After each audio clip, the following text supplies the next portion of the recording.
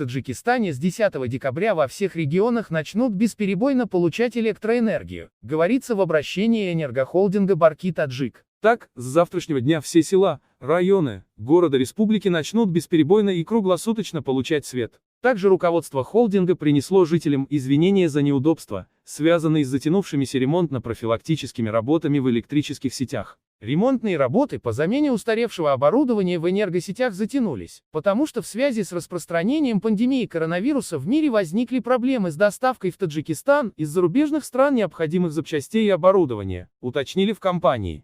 Также в Барки-Таджик призвали население к бережному использованию электроэнергии, чтобы обеспечить поставку электроэнергии по всей стране. Особенно в этом году, когда, по оценкам экспертов, объем водно-энергетических ресурсов ограничен, а запасы снега в бассейне реки страны на 44% меньше, чем в 2019 году, говорится в сообщении. Ранее жители Таджикистана жаловались на перебои электричества с конца октября. При этом власти республики опровергали официальное введение энерголимита в стране. Душанбе, 9 декабря, сообщает «Спутник».